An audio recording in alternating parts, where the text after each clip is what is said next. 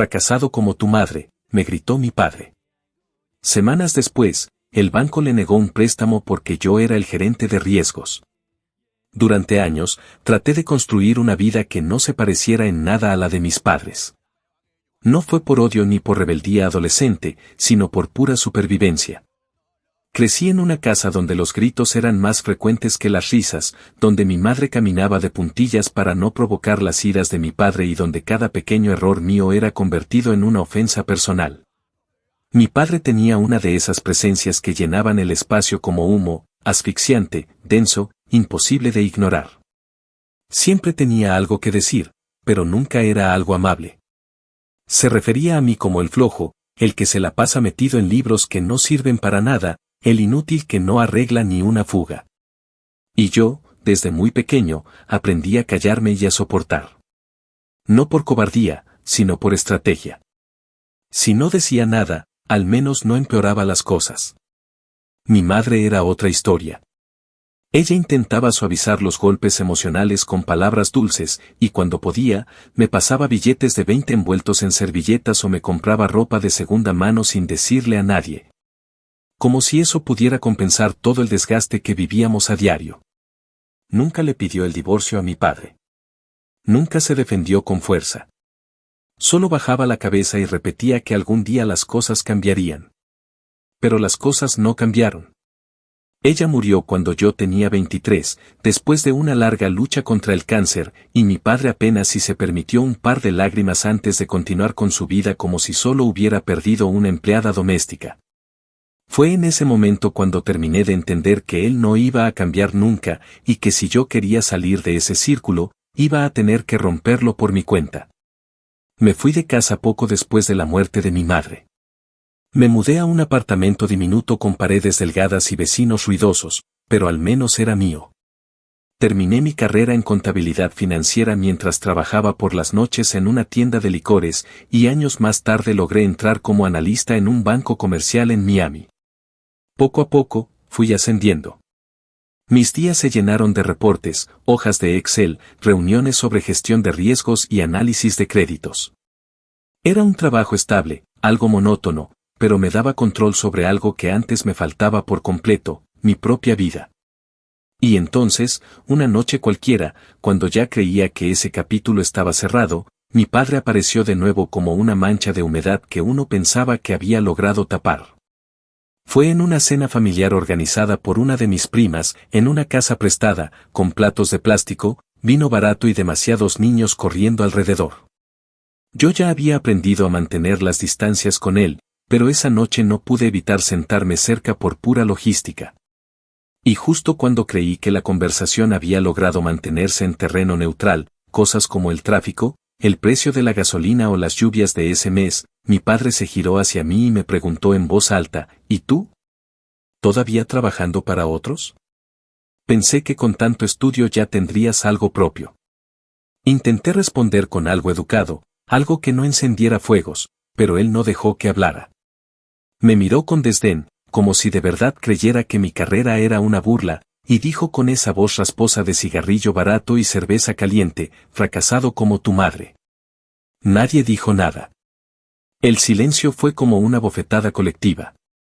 Una de mis tías se quedó congelada con la cuchara a medio camino hacia la boca, y una de las primas fingió atender una llamada para salir del comedor. Yo solo lo miré, y por dentro sentí una calma extraña. Ya no me dolía como antes. Ya no me partía en dos. Solo sentí esa chispa seca que precede a una tormenta eléctrica. No le respondí. Me levanté de la mesa con tranquilidad, recogí mi abrigo y me fui sin mirar atrás. No dije adiós. No hacía falta. Pasaron unas semanas y, en medio del trabajo, una solicitud de préstamo llegó a mi escritorio. Era una revisión especial de perfil, ya que el solicitante tenía actividad comercial inestable y múltiples créditos personales activos. El nombre me congeló la sangre, era mi padre.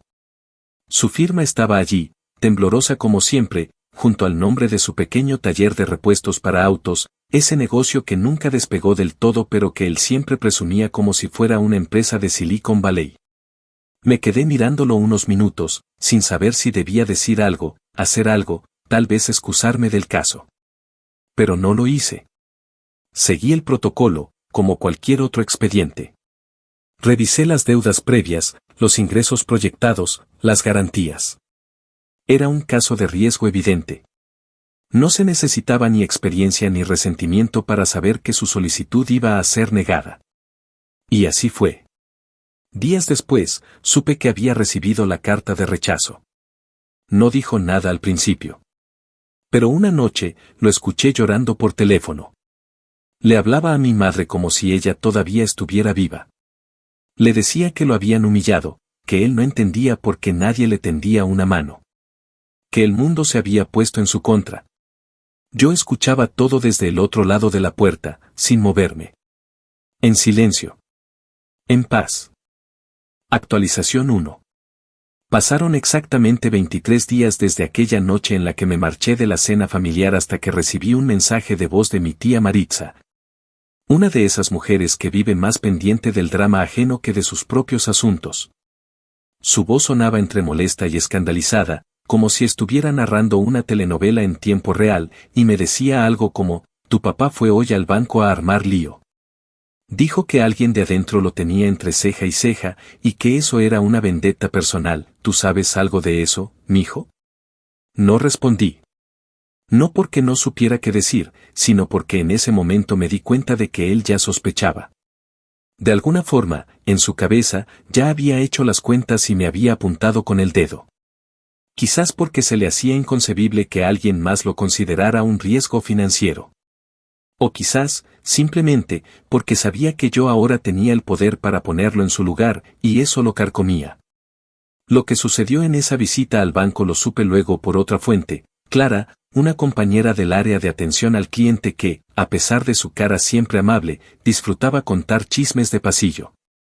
Me agarró en la sala de descanso con su termo de café en la mano y soltó con esa risa medio contenida que se le escapaba cuando algo la divertía, «Oye, ¿ese no era tu papá?» El tipo llegó indignado, con una carpeta llena de papeles, diciendo que era un contribuyente modelo, que tenía un negocio estable desde hacía años, y que alguien con malas intenciones estaba saboteándolo desde adentro. Pidió hablar con un gerente directamente. Lo tuvieron esperando una hora y después lo despacharon como a cualquiera. Salió rojo, sudando y murmurando cosas sobre abogados. Yo fingí sorpresa. Le dije que no sabía nada, que mi relación con mi padre era complicada, y que esperaba que todo se resolviera bien.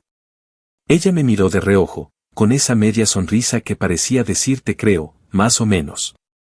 Esa noche, al llegar a casa, encontré 4 llamadas perdidas de un número que ya conocía, el celular viejo de mi padre, ese que aún usaba desde tiempos en que creía que tener smartphone era una frivolidad.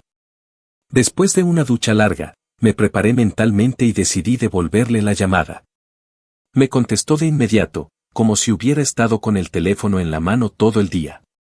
Su voz no era la del hombre altivo y dominante que solía sonar. Había una tensión distinta, como si se contuviera a la fuerza para no gritar. Me preguntó directamente si yo tenía algo que ver con el rechazo de su préstamo.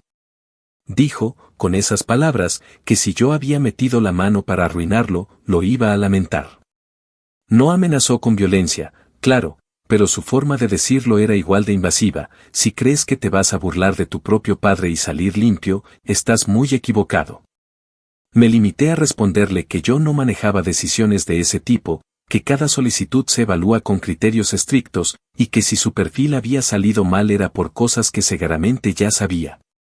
Pero él no buscaba una explicación, buscaba un culpable. En un momento de la conversación, gritó algo que me dejó helado, no por miedo, sino por lo absurdo del intento de manipulación. Dijo, estás actuando igual que tu madre, siempre metiéndote en lo que no te corresponde. Y mira cómo acabó ella. Fracasada, enferma y sola. Colgué sin decir nada más.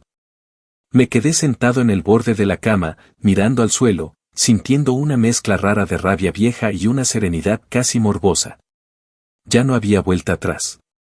Él había cruzado una línea que yo mismo había intentado no cruzar durante años. Pero ahora, cada palabra suya, cada desprecio reciclado desde mi infancia, tenía un nuevo peso. Ya no era solo un hombre gritándome por teléfono. Era un hombre desesperado, y yo, con solo dejar que el sistema siguiera su curso, me había convertido en el muro contra el que estaba chocando. Esa semana siguiente fue silenciosa. No volvió a llamar. No me escribió. Pero supe por otra tía que empezó a vender algunas piezas del taller para cubrir deudas urgentes. También escuché que había dejado de pagarle a un proveedor importante y que uno de los empleados, el más antiguo, se fue sin previo aviso. Era como ver a alguien escupir hacia arriba y luego ver cómo le cae toda esa saliva encima. La diferencia era que ahora, por primera vez, él no podía culpar a nadie más. No tenía a mi madre para limpiarle los errores. Y a mí, a su hijo flojo, no me quedaba ni la más mínima intención de rescatarlo. Actualización 2. Pasaron casi 2 meses completos desde aquella última llamada antes de que escuchara nuevamente su nombre pronunciado dentro de las paredes del banco, esta vez con una mezcla de fastidio y burla por parte de uno de los supervisores de crédito. Yo estaba archivando unos reportes trimestrales en la oficina cuando escuché a 2 compañeros hablando en la sala de conferencias, sin saber que yo estaba cerca. Uno de ellos, un tipo nuevo que apenas recordaba de las capacitaciones, se rió y comentó: ¿oyeron del tipo que se presentó en la sede principal llorando porque decía que su préstamo era cuestión de vida o muerte? Trajo hasta un video casero como prueba de su buena fe. Ridículo. Me tomó menos de 5 segundos juntar las piezas. Supe de inmediato que hablaban de mi padre. La curiosidad me carcomía, pero no podía pedir información directamente sin levantar sospechas. Así que esperé a la hora del almuerzo, cuando Clara, mi aliada accidental, volvió a sacar el tema mientras comíamos en el patio trasero. Me dijo que el asunto había sido de lo más patético. Mi padre había llegado sin cita previa, con una carpeta rota llena de papeles viejos y un DVD rayado que, según insistía, mostraba lo mucho que había luchado en su vida y que merecía una segunda oportunidad.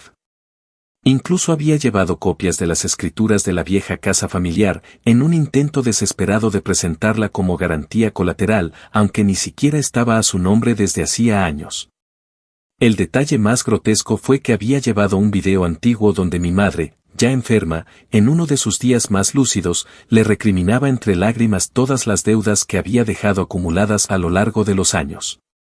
Era como si, en su mente torcida, usar la culpa y la compasión pudiera revertir un análisis de riesgo bancario. Me imaginé la escena con tanta claridad que sentí una punzada de vergüenza ajena, los trajes impecables de los gerentes, las mesas de caoba brillante, y mi padre, sudando, con la desesperación en los ojos y ese aire de tragedia que siempre lo había acompañado como un mal perfume barato. Por supuesto, sus esfuerzos no sirvieron de nada. Yo me había asegurado, desde el principio, de que cualquier apelación formal quedara bloqueada antes de llegar a revisión manual. Los informes que había preparado sobre su caso no estaban manipulados, jamás habría puesto en juego mi carrera por algo tan personal, pero sí estaban perfectamente completos. No dejé ni un solo hueco por donde pudiera filtrarse. Cada deuda, cada falta de pago, cada cheque rechazado, todo estaba documentado. Legal, limpio y frío. Su rechazo era incuestionable. La noticia me alcanzó una tarde de viernes, justo cuando estaba recogiendo mis cosas para irme. Un correo interno, uno de esos donde los supervisores comparten casos relevantes para el entrenamiento de nuevos empleados, incluía un resumen breve pero devastador. Cliente presentó recurso extraordinario basado en circunstancias personales emotivas, rechazado por falta de solvencia documentada y evidencia de gestión financiera negligente. Caso cerrado, sin opción a revisión adicional. Esa misma noche, mientras esperaba en el tráfico pesado de la autopista, vi que mi celular vibraba con un mensaje de texto de mi tía Maritza. Solo decía: tu papá te anda buscando. Dice que le arruinaste la vida. No respondí. Apagué el teléfono y conduje en silencio, mirando las luces rojas de los autos frente a mí como si fueran luciérnagas atrapadas en un frasco. Sabía que tarde o temprano tendría que enfrentar su ira de frente. Y en efecto, la confrontación no tardó en llegar. Sucedió 2 días después, un domingo bochornoso de esos en que el calor parece derretir hasta el cemento. Yo había ido a casa de mis abuelos a dejar unos documentos legales que me habían pedido revisar. No esperaba encontrarme con él allí, pero cuando estacioné el carro frente al garaje, lo vi sentado en una silla de plástico, con la camisa empapada de sudor y la mirada perdida en el suelo como si todo su mundo se hubiera reducido a ese pequeño rectángulo de sombra. No dijo nada al principio. Solo se levantó con lentitud, caminó hacia mí y, de pie a menos de 1 metro, soltó con la voz seca de tanto fumar: «Eres peor que ella». No gritó. No montó un espectáculo. Solo dejó caer esas palabras como un ladrillo viejo, y luego se marchó caminando por la calle, arrastrando los pies, demasiado derrotado incluso para insultarme de verdad.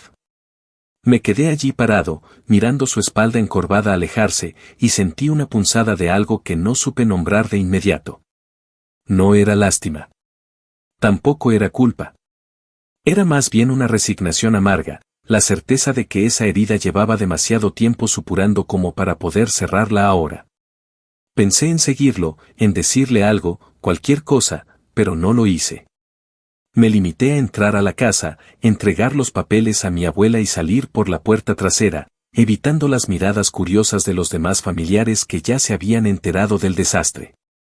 Esa noche, mientras escuchaba el zumbido del aire acondicionado en mi apartamento, entendí que mi padre estaba comenzando a experimentar una sensación que yo conocía demasiado bien: la impotencia. Esa parálisis sorda que se siente cuando sabes que no importa cuánto patalees o grites, nadie va a venir a rescatarte. Nadie va a correr a arreglar el daño.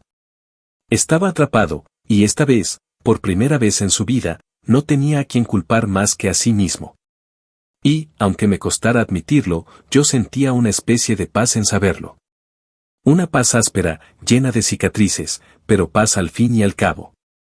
Actualización 3.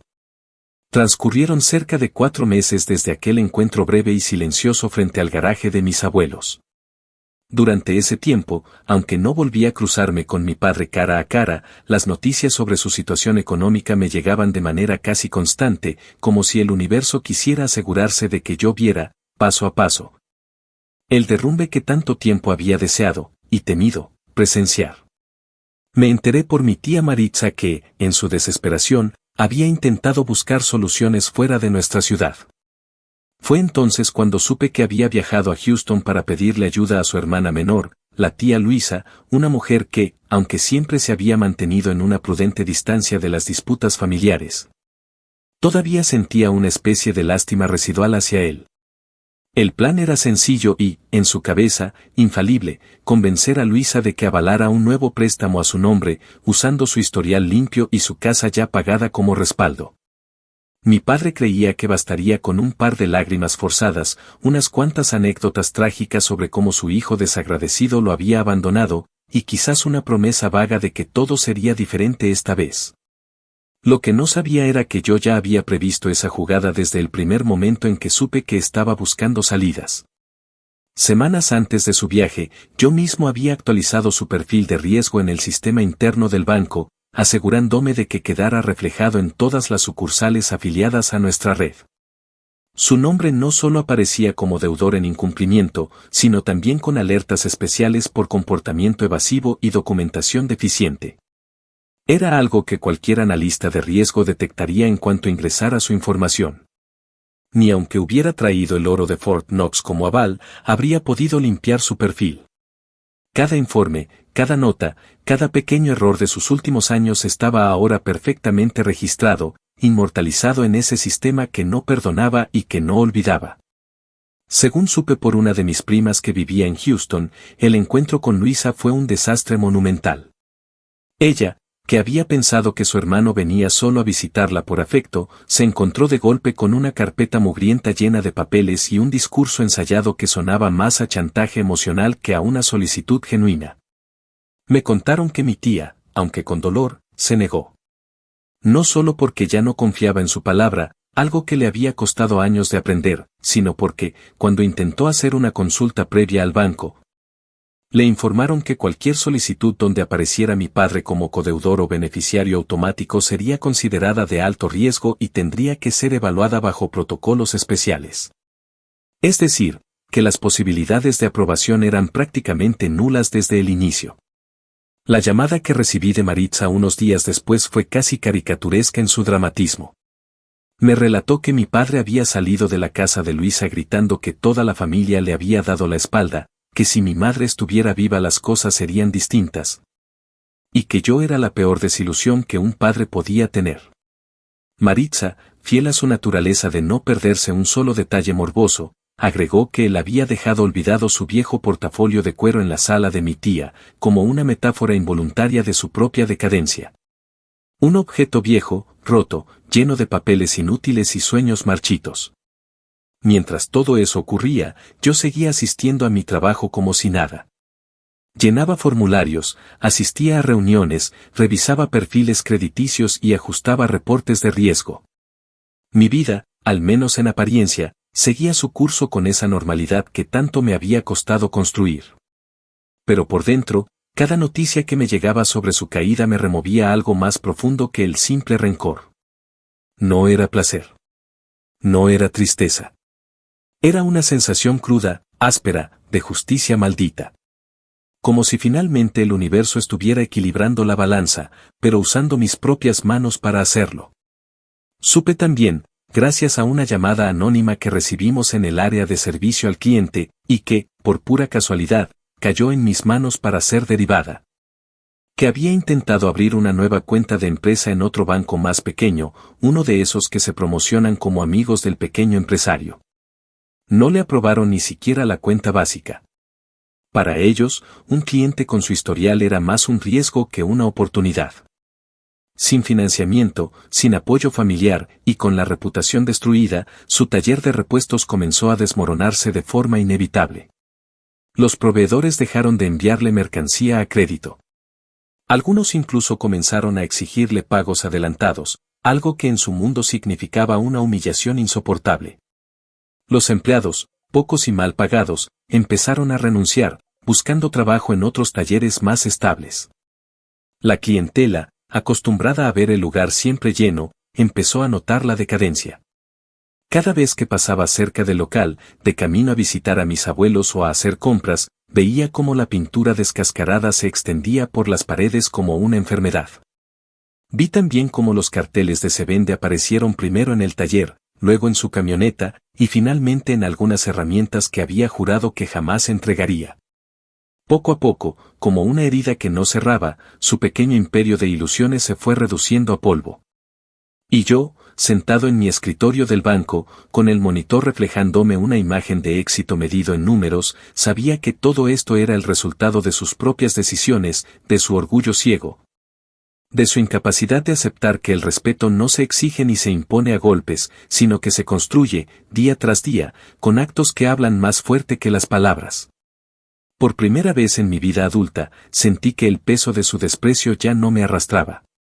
Que, en cierta forma, era el quien se había encadenado a sí mismo. Y yo, finalmente, era libre para mirar hacia adelante sin cargar su sombra sobre mis hombros. Actualización 4. 6 meses después de aquella última humillación en Houston, los ecos del fracaso de mi padre no solo resonaban dentro de nuestra familia como chismes de sobremesa, sino que empezaron a materializarse en pequeñas tragedias cotidianas que, por casualidades de la vida o por algún retorcido designio del destino, yo seguía presenciando de manera casi directa. Supe por Maritza que había dejado de pagar varios servicios básicos del taller, y que, poco a poco, la ciudad fue clausurando áreas del local por incumplimiento de normativas de seguridad. Ya no solo debía a los proveedores, ahora le debía también a la ciudad, a los empleados que se habían ido sin recibir su última quincena. Y a los prestamistas informales que comenzaron a rondarlo como buitres oliendo carne muerta. Fue en medio de ese clima de ruina lenta que, una tarde cualquiera, en uno de esos supermercados de descuento donde casi todo huele a cartón viejo y productos vencidos, me crucé con él. Yo estaba haciendo una compra rápida después del trabajo, vestido aún con mi camisa azul claro de oficina, revisando distraído la sección de frutas cuando, al levantar la vista, lo vi en una de las cajas. Su aspecto era irreconocible para cualquiera que no lo hubiera visto crecer como un roble autoritario, la camisa descolorida, los pantalones demasiado grandes, las sandalias baratas. Sostenía en las manos temblorosas una canasta semivacía, unos paquetes de arroz barato, una lata de frijoles de marca genérica, una botella de leche casi vencida. Me quedé observándolo desde lejos, con ese sentimiento contradictorio que aparece cuando ves a quien fue tu monstruo volverse un hombre pequeño y derrotado. No notó mi presencia. Estaba demasiado concentrado contando las monedas sobre el mostrador, mientras el cajero, un chico joven que apenas disimulaba su impaciencia, le decía con tono monótono cuánto debía aún. Mi padre volvió a meter la mano en el bolsillo, sacando más monedas sueltas, tratando de juntar hasta el último centavo. Vi cómo buscaba en su billetera vacía, cómo sus dedos dudaban antes de apartar uno de los productos para que el total bajara. Finalmente, terminó dejando la botella de leche a un lado. Durante unos segundos, sentí la necesidad impulsiva de acercarme, de tenderle un billete como alguna vez mi madre me tendía los suyos a escondidas. Era una reacción automática, casi infantil, nacida de viejas lealtades que uno no sabe del todo cómo enterrar. Pero entonces recordé todo, los gritos, los insultos, las humillaciones públicas, las noches enteras que pasé preguntándome por qué no era suficiente para él. Recordé el peso de su desprecio, su risa cuando tropezaba, su frialdad cuando lloraba. Y me obligué a permanecer inmóvil, viendo cómo recogía su pequeña compra en una bolsa plástica rota y salía del supermercado encorvado como un anciano prematuro. Aquella noche no dormí bien. La imagen de su espalda encorvada se me repetía en la cabeza, como una película en bucle que no sabía si quería detener o seguir viendo. No era felicidad lo que sentía, tampoco era culpa. Era algo más enredado, más sucio, una mezcla de justicia amarga y nostalgia podrida. Lo más perturbador era que, en el fondo, sabía que no había terminado. Que su caída apenas comenzaba, y que el orgullo que tanto daño nos había hecho a todos aún no había sido del todo extirpado. La confirmación llegó días después, cuando recibí de forma indirecta una alerta interna, su cuenta personal, una de las pocas que aún mantenía abierta en nuestro banco, había sido marcada para revisión por actividad sospechosa. No era nada ilegal aún, pero sí lo suficiente para que saltaran las alarmas, movimientos irregulares de pequeñas cantidades, pagos en efectivo a cuentas que figuraban en listas de riesgo, depósitos cruzados que sugerían que estaba intentando mover dinero para evitar embargos. Para cualquiera que conociera de cerca cómo operan las instituciones financieras, era evidente que su cuenta estaba en riesgo de ser congelada. Y, como gerente de riesgos, estaba dentro de mis atribuciones decidir si se elevaba el caso a la gerencia legal para actuar. No me tomó mucho decidir. Llené los formularios necesarios, anexé los reportes, marqué las casillas correctas y envié el expediente al área jurídica con una nota breve. Revisión recomendada por patrones de comportamiento inconsistentes y riesgo de impago. No alteré nada. No fabriqué pruebas. Simplemente dejé que los hechos hablaran por sí mismos. Y sabía, con una certeza fría y definitiva, que en cuestión de semanas, su cuenta sería bloqueada preventivamente mientras se realizaba una investigación. Lo que siguió fue casi de manual. Una semana después, el taller cerró sus puertas de manera definitiva. El rumor que llegó a mis oídos fue que no pudo pagar la renta atrasada y el dueño del local cambió las cerraduras sin previo aviso. Su camioneta, la vieja pick-up azul que durante años había sido su símbolo de independencia, fue puesta a la venta en una página de clasificados locales. No tardaron en comprársela, a precio de risa. Supe que lo poco que le quedó se lo llevó en cajas de cartón a casa de un amigo de juventud, uno de esos hombres que nunca habían salido del barrio y que, probablemente, tampoco tardaría en cansarse de cargar con un problema ajeno. De mi parte, no moví un dedo más. No llamé. No escribí. No hice nada para aliviar ni para empeorar la situación. Solo observé, en silencio, mientras el hombre que tanto había temido durante mi infancia se deshacía frente a sus propios ojos, como un castillo de arena que nadie se molestó en proteger de la marea. Entendí, en esas semanas finales, que la venganza más dura no siempre necesita un grito ni un golpe directo. A veces, basta con no tender la mano. Basta con dejar que la caída siga su curso natural, sin obstáculos, sin red de seguridad, hasta que el suelo sea lo único que quede por encontrar. Y eso, de alguna manera perversa, me dio más paz de la que jamás pensé que tendría. Actualización final. Un año completo pasó desde aquella última escena en el supermercado, y en ese lapso, la vida siguió avanzando como una corriente que no se detiene por los desastres individuales. Mientras tanto, la figura de mi padre, antes tan imponente en mi memoria, se fue desdibujando poco a poco, reducida a rumores que flotaban entre las pláticas familiares y mensajes esporádicos que nunca respondía. Por mi parte, me concentré en mi carrera. Fui promovido a un puesto superior dentro del banco, con un salario que me permitía vivir con más holgura y aspirar a cosas que en otro tiempo parecían imposibles. Me mudé a un apartamento más grande, comencé a viajar los fines de semana y a construir una vida que, aunque todavía cargada de cicatrices invisibles, al menos era verdaderamente mía. Sin embargo, no importaba cuánto avanzara, era inevitable que el pasado encontrara formas de arrastrarse de vuelta. Y así, cerca de las fiestas de Navidad, durante una tarde fría de diciembre en la que el sol apenas calentaba el asfalto, recibí una invitación para la tradicional cena familiar en casa de mis abuelos. Por instinto, mi primer impulso fue rechazarla. No tenía ganas de sentarme a ver las mismas caras fingiendo sonrisas, ni de escuchar los suspiros lastimeros de tías que nunca movieron un dedo para evitar el daño que sabían que ocurría. Pero algo dentro de mí, quizás una curiosidad cruel o simplemente el deseo de cerrar un ciclo, me empujó a aceptar. La casa olía a pavo horneado, a canela y a nostalgia vieja.